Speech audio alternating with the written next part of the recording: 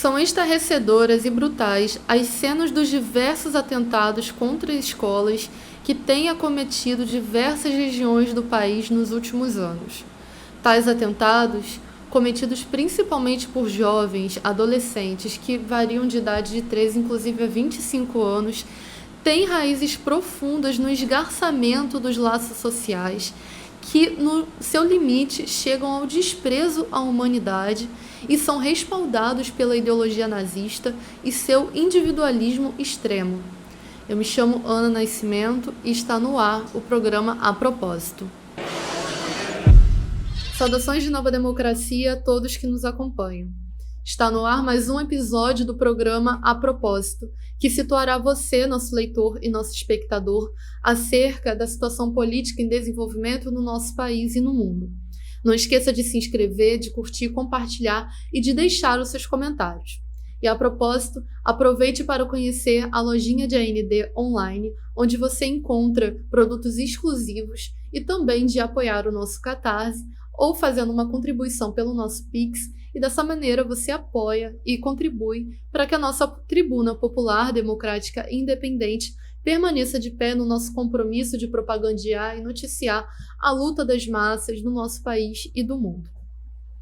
Bom, segundo a apuração realizada pelo Monitor do Debate Político no Meio Digital da USP, foram realizados 22 atentados contra escolas entre os anos de 2002 a 2023, sendo que desses 10 atentados foram realizados nos últimos 13 meses. Só entre 2011 e 2023 foram 12 ataques realizados em todo o país, nos estados do Rio de Janeiro, São Paulo, Minas Gerais, Ceará, Santa Catarina, Espírito Santo, Bahia e também no Amazonas. Vale destacar, com muito pesar, que no dia 5 de abril, um homem invadiu uma creche em Blumenau e assassinou 4 crianças e deixou outras 5 feridas. Em 27 de março, um adolescente de 13 anos assassinou a professora Elizabeth Tenreiro numa escola em São Paulo e deixou outras 5 pessoas feridas. Em fevereiro também desse ano, um jovem de 17 anos atacou uma escola com bombas caseiras. Ele tentou cometer também um atentado, um massacre, e não foi bem sucedido nisso, mas ele atirou bombas contra a escola. E ele estava trajado com uma suástica nazista e também portava um exemplar do livro Minha Luta, de Adolf Hitler. E no ano passado, um adolescente de 16 anos realizou ataques em 2 escolas no Espírito Santo, deixando 3 pessoas mortas, uma aluna e 2 professoras, e além de deixar 13 pessoas feridas. Esse jovem invadiu as escolas com roupas táticas, também portando uma suástica, e também, quando ele foi apreendido, foram encontrados na sua casa material de cunho nazista, que teria sido dado, inclusive, pelo seu próprio pai, que é um policial militar. Em março de 2019, não podemos esquecer, 2 jovens invadiram uma escola em Suzano, em São Paulo, a escola Raul Brasil. Esses 2 jovens tentaram reproduzir o massacre de Columbine nos Estados Unidos em 1999 e eles assassinaram 8 pessoas, inclusive a si mesmos, e deixaram outras 11 pessoas feridas. Também, por fim, o massacre de Realengo em 2011, no qual um jovem de 22 anos invadiu a Escola Municipal Tasso da Silveira e matou 12 pessoas, inclusive a si mesmo, e deixou outras 22 pessoas feridas. E aí vale a gente questionar e se perguntar: o que o aumento desses casos de massacres no Brasil demonstra? Em primeiro lugar, temos que ter muito claro que o apodrecimento dessa sociedade, em meio a essa crise política, moral, cultural, econômica, social, no qual é estimulado e incentivado o individualismo e a antissociabilidade nos jovens, leva a esse desprezo pela humanidade, leva a essa indiferença com o próximo, leva a essa indiferença com a vida. E tais valores são, por sua vez, propagandeados e propagados pela imprensa, pelo monopólio de imprensa, através de formas sutis ou não, através da sua lavagem cerebral diuturna com suas novelas e seus programas de TV, eles que importam também toda a pós-modernidade por um lado, importam também dos Estados Unidos todo o seu niilismo, todo o seu desprezo à vida, incutem isso na juventude. Tudo isso para justamente justificar essa velha ordem de opressão e de exploração do nosso povo, que leva, por sua vez, a gente perceber que quando a crise chega a um nível nunca antes visto, né, uma crise profunda, esses valores vão ao seu extremo, eles vão sendo lastreados e vão se resvalando no ódio à humanidade, à razão, vão incentivando a ideação suicida, vão tendo a filosofia nazista como um aglutinador, e isso é muito sério. Em segundo lugar, nós devemos perceber também que a recorrência desses atentados, principalmente realizado por jovens, como eu disse no início, que têm idades que variam de 13 a 25 anos, demonstra a permeabilidade da extrema-direita nas redes sociais e na internet, e que vem nesses jovens justamente que apresentam um quadro de depressão ou de antissociabilidade, como alvos fáceis para incutir todo o seu lixo ideológico. Segundo apontado pela nota técnica número 15 da USP, divulgada pela professora Michele Prado, que também coordena o monitor que eu citei no início, ela identifica que nesses grupos o conteúdo disseminado vai desde a misoginia ao antissemitismo, ao racismo, aos supremacismos diversos, à fetichização de doenças mentais, de condições mentais, incentivam amplamente o suicídio, incentivam os atentados a escolas como formas de vingança, inclusive se dispõem lá para dar instruções de como realizar esses atentados, e também aclamam, né, quem comete esses atentados ou quem comete esses suicídios. E aí entra uma questão que está sendo muito discutida atualmente na sociedade, aqui no nosso país. Se militarizar as escolas, policiar as escolas, é de fato a solução para esse problema. Bom, diante de todo o estarrecimento da sociedade, né, diante desses atentados que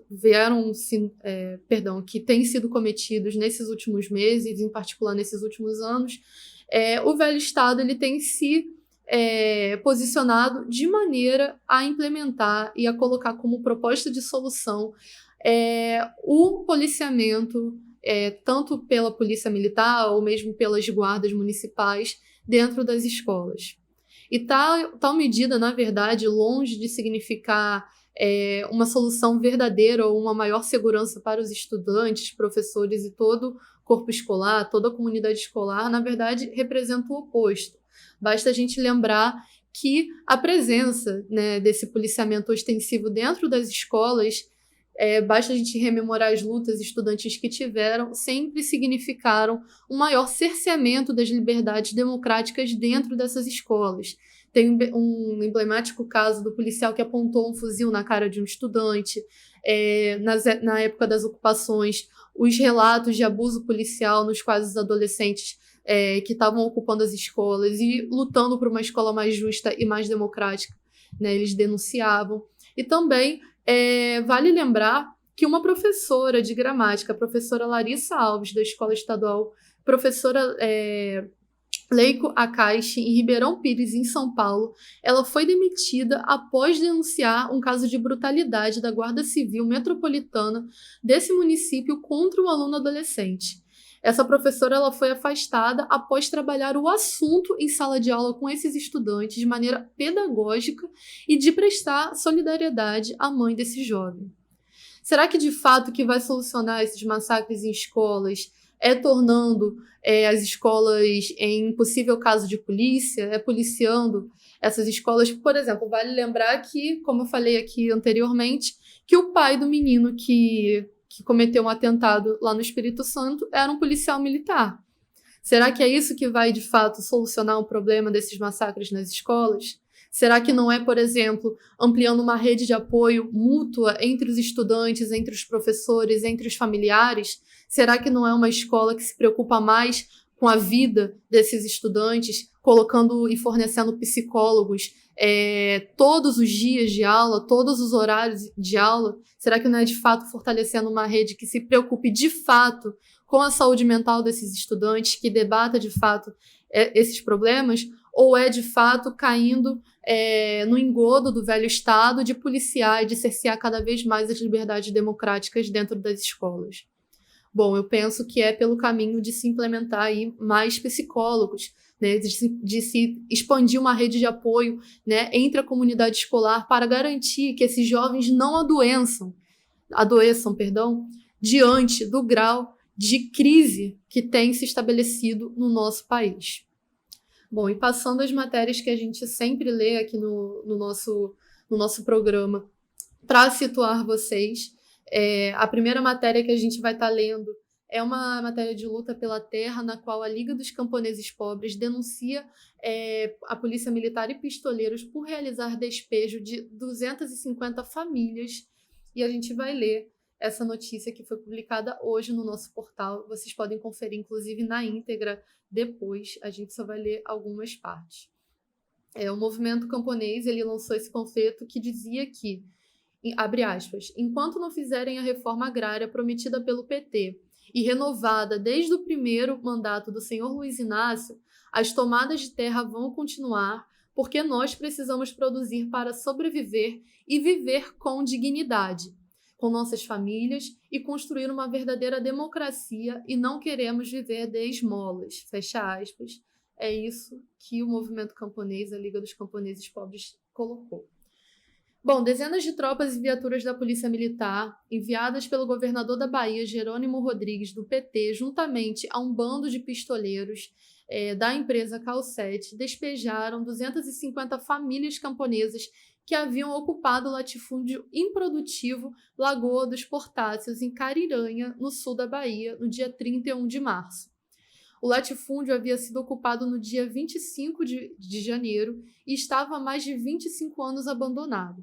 E a denúncia das famílias da Liga dos Camponeses Pobres da LCP do norte de Minas e sul da Bahia, e que foi distribuída em forma de panfleto. Segundo a Liga dos Camponeses Pobres, a ordem de despejo partiu do juiz Arthur Antunes Amaro Neves, da comarca de Cariranha, o que em si já se configura o despejo como ilegal, uma vez que não é da alçada da comarca uma decisão como essa. Ou seja, fica aí patente para quem quiser ver o que a gente já tem falado também bastante nos nossos programas aqui no A Propósito, sobre a luta camponesa no nosso país, como ela tem efervescido, como ela tem tomado palco de norte a sul do nosso país, e é mais uma denúncia que chega aqui para que a gente veja o tamanho da gravidade da questão agrária no nosso país, que é uma questão que não foi resolvida, muito pelo contrário. Basta ver a quantidade de tomadas de terra que têm sido realizadas por essas famílias camponesas em todo o país. E essas ordens de despejo ilegais, na verdade, é parte da criminalização do velho Estado contra a luta camponesa que está em curso. Ou seja, esses camponeses, eles estão lutando pela terra, têm lutado pelo seu direito de sobreviver, pelo seu direito de produzir, de viver nessa terra, que inclusive é improdutiva, como eles têm denunciado. Então, nosso apoio aí, né, nossa solidariedade a essas 250 famílias camponesas que têm sido despejadas injustamente a mando do governador Jerônimo Rodrigues, do PT, né, a mando, na verdade, a serviço, né, da empresa Cal7. Ou seja, demonstra aí o nível que está a luta camponesa na Bahia e que tem que ser denunciado com veemência. A próxima matéria que a gente vai estar reproduzindo é sobre uma operação que aconteceu por conta da BOP no complexo de favelas da Maré, aqui no Rio de Janeiro, e que levou terror aos moradores e chegou a executar e a ferir moradores também, nessa madrugada do dia 17. A partir da meia-noite do dia 17 de abril, um domingo, o Batalhão de Operações Policiais Especiais, a BOP da Polícia Militar, iniciou uma operação no Complexo da Maré que promoveu terror durante toda a madrugada. Os moradores se encontravam em massa em festas na igreja e também na rua. Vídeos mostram multidões correndo com a chegada do blindado e dos policiais armados com fuzis. Um morador foi assassinado e outro foi ferido. Aconteceu no complexo de Favelas da Maré, em particular na favela Nova Holanda. A PM sequer informou o motivo da operação e, entretanto, os moradores denunciam que se trata de vingança após um policial ter sido baleado na perna na região no dia anterior na Avenida Brasil. Em relato sobre a operação, uma moradora denuncia que às 1h30 da manhã estava trancada em uma clínica da família, onde se abrigava junto de crianças quando policiais entraram no local ameaçando os moradores. Ela diz o seguinte: o policial colocou o fuzil na minha cara e disse que vai matar todas as crianças, denunciou essa moradora. Outras imagens mostram os policiais atirando bombas de gás e sinalizadores contra a massa que se encontrava na rua em momento de lazer.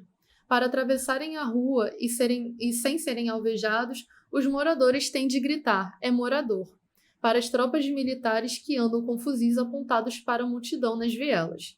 Vídeos mostram também pessoas baleadas no chão, automóveis largados no meio da rua para tentar fugir dos militares e rastros de sangue. A gente pode ver, por exemplo, um dos vídeos que foi divulgado, uma pessoa no chão, baleada, os rastros de sangue.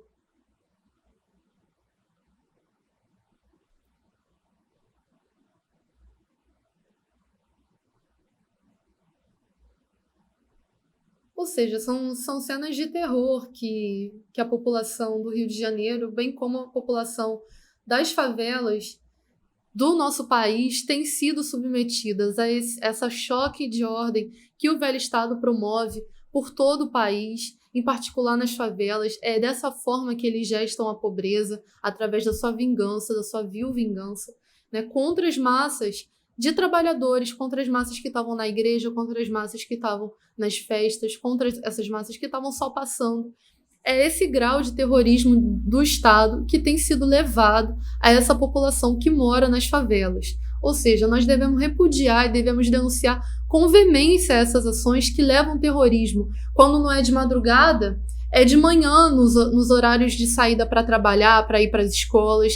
Devemos nos perguntar por que os blindados ficam parados na porta das escolas. Por que o policial chegou, segundo essa moradora, e falou que ia matar todas as crianças? Basta a gente lembrar também de todas as operações policiais que eles falam coisas parecidíssimas.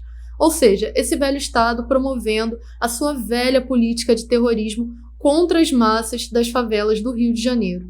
E que temos que repudiar e que temos que denunciar o que tem acontecido contra essas pessoas. E por fim, que a gente também vai compartilhar e vai mostrar aqui no nosso programa, é um protesto que aconteceu no Piauí, lá em Teresina, no qual os trabalhadores protestaram contra o assassinato de 2 trabalhadores e eles colocaram fogo em 5 ônibus e a gente vai ler um pouquinho dessa matéria. Massas da Vila Cambombino, em Teresina, se rebelaram após o assassinato de 2 trabalhadores pela polícia militar, incendiaram 5 ônibus na zona norte e na zona leste da cidade, na noite do dia 17 de abril. Após a ação de revolta das massas, a PM promoveu uma grande operação que prendeu arbitrariamente mais de 10 pessoas. José Nilton de Souza e Samuel Magno, ambos de 27 anos, foram assassinados pela PM durante a tarde do dia 17 de abril. A mãe de José Nilton de Souza, Raimunda Maria, afirmou em entrevista com um jornal local que seu filho não era bandido e que os policiais jogaram o corpo dele numa viatura. Raimunda Maria contou que estava trabalhando quando chegou em casa e foi avisada de que seu filho foi baleado. E ela contou que foi até o local apontado e que lá não conseguiu ver José de perto. E ela relatou ainda que ele estava dentro de uma viatura e que os policiais não deixaram ela entrar no veículo. O irmão de José Nilton também denunciou o crime contra o povo, denunciando que os jornais do monopólio de imprensa noticiaram que seu irmão era suspeito de cometer crimes. No caso, segundo o irmão desse rapaz que foi morto, ele só estava dentro de casa, a polícia chegou na rua e atiraram nele. A família ainda denuncia que José Newton estava vivo na viatura, mas que ao invés de ser levado para o hospital, foi levado ao Instituto Médico Legal, o IML.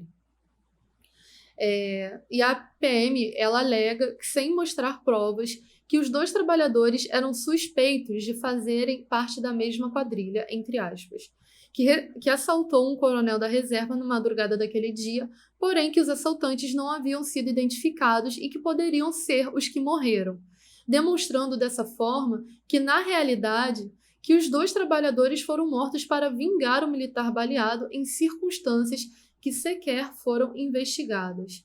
Ou seja, também mais um crime, mais uma forma de terror que esse velho Estado e a sua polícia assassina tem promovido contra as massas. Ou seja, todo mundo é suspeito, todo mundo é um potencial alvo para a polícia militar, seja aqui no Rio de Janeiro, seja no Piauí, até que se prove o contrário. Ou seja, esses 2 trabalhadores foram mortos de maneira arbitrária, outras 10 pessoas foram presas por protestarem justamente contra o assassinato dessas pessoas, porque primeiro a polícia vai lá, atira, mata, promove seu terrorismo, depois se é investigado se a pessoa era alguma coisa ou não, e as pessoas elas ainda têm que se submeter a essa, como é que se diz?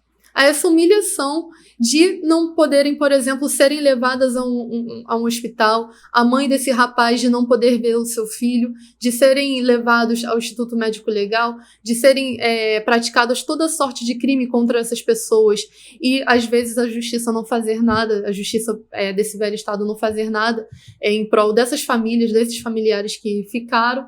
Ou seja, é mais um crime do velho Estado contra as massas do nosso país, contra as massas trabalhadoras. É dessa forma, repito, que eles têm promovido, né, a sua forma de controlar, de cercear a liberdade. As pessoas não podem mais estar dentro de casa, as pessoas não podem estar mais na rua, as pessoas não podem mais ser trabalhadores, elas não podem mais andar livremente. Elas têm que estar submetidas a essa choque de ordem constante promovida de cima a baixo pelo velho Estado. Ou seja, é justa a rebelião dessas pessoas, né, contra esse brutal assassinato dessas 2 pessoas que foram baleadas, desses 2 moradores, desses 2 trabalhadores que foram baleados e assassinados pela polícia do Piauí. Ou seja, cabe aqui ao nosso jornal denunciar, repudiar com veemência as ações contra o povo que têm sido cometidas pelo velho Estado. Eu espero que vocês tenham gostado desse episódio de A Propósito. Eu me despeço por aqui e espero vocês no nosso próximo programa. Até lá! Isso daí vai estar no YouTube, o bagulho é geral acessar e postar no Face, postar no Twitter, pra espalhar mesmo.